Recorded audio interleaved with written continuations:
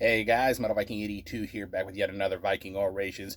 Got another review for you today. Some more indie metal to talk to you about, and this time I'm going to be talking to you about the brand new split EP from the bands Veilcaste and Tusk. Out now through Wise Blood Records. And I gotta say, both of these bands I had yet to hear before getting the promo for this split. Though I knew of Tusk, as 2/3 of the band actually comprised indie death metal act Cadaverous. So I pretty much knew about them, but I never heard any of their music until I got this split. And, Veilcast was a completely new entity for me.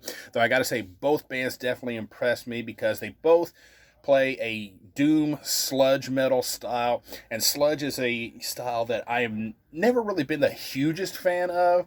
I like some bands that play sludge, but a lot of the ones that I've checked out that a lot of people like, I just couldn't get into it. So, I was kind of apprehensive when I went into this, but man, these guys definitely won me over. This split here is 6 tracks, just a little over 30 minutes in length. And yeah, to make it easier on myself and you, I'm going to split this up by band and talk about them individually here. We're going to kick things off with Veilcaste, who, again, as I said, play doom sludge metal out of Indianapolis, Indiana. Been around since 2020, featuring Gabe Whitcomb on bass, Christopher Cruz on the drums. He is formerly of the band Demericus. He's also in the band Lorengard. You have Brian Vierick on guitars. Hopefully I said your last name right. Same with this next guy.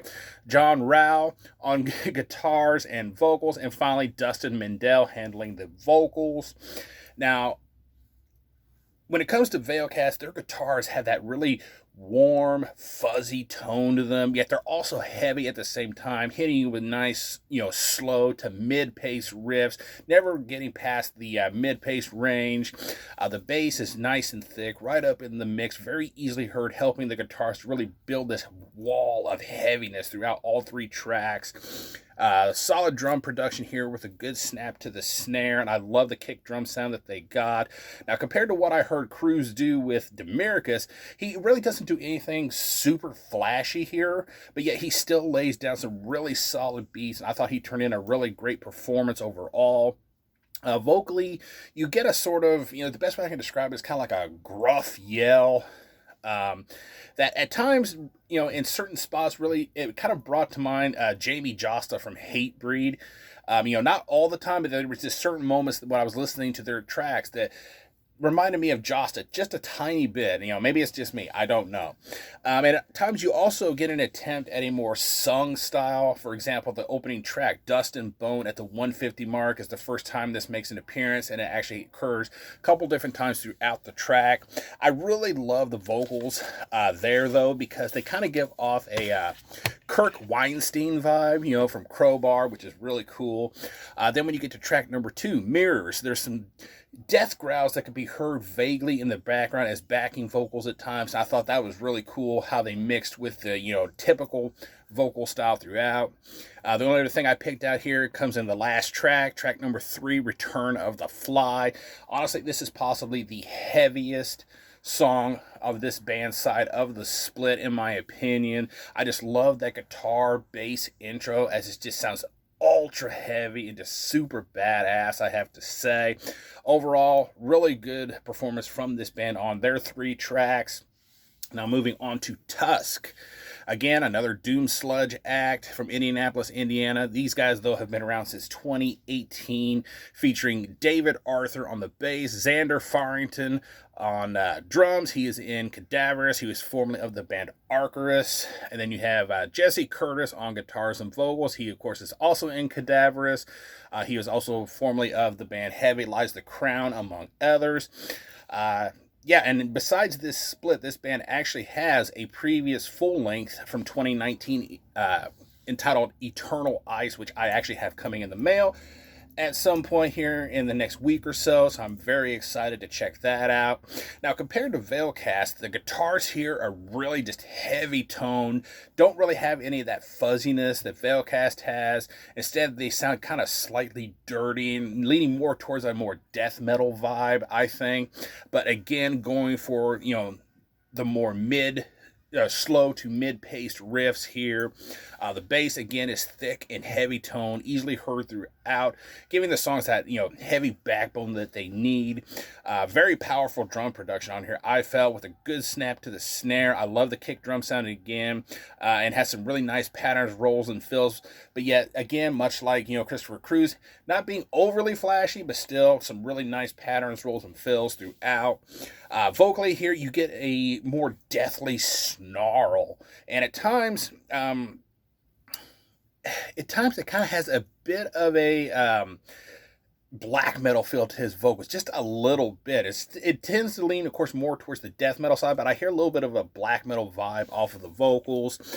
In track number 5, Entering the Flesh Again, he actually does some clean vocals that kind of have a, for lack of a better term, like a dramatic feel. It's almost like,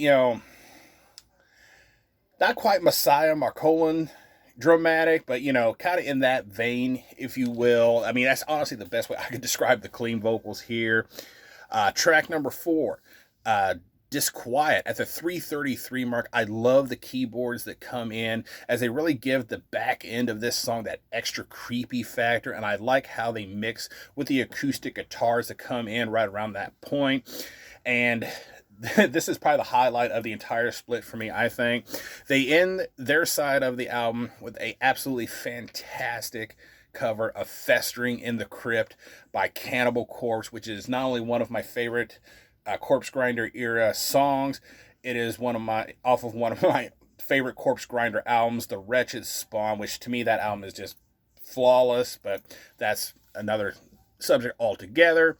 And what I like about it is that they made it sound even heavier, and that slow opening creaking door at the very beginning was a nice touch to the song to kind of make it their own a little bit. And here, though, Jesse does not do the vocals. Instead, guest vocals are done by Brandon Howe of Obscene and Mother of Graves. He's also in Summon the Destroyer, and honestly, he absolutely kills this song. He turned in an absolute badass performance, and it is a great way to end this split. And as I said, it's probably the highlight of the split for me.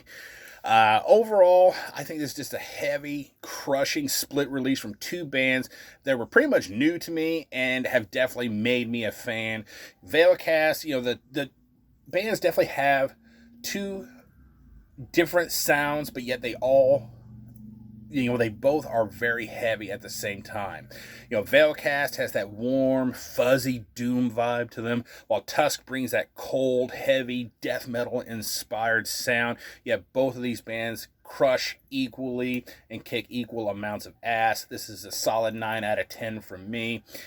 But go check out Veilcaste and Tusk, not only the split releases, but their other material. Of course, Tusk, as I said, has a full length, and I have listened to a little bit of the Conjurer material, but definitely check out this split.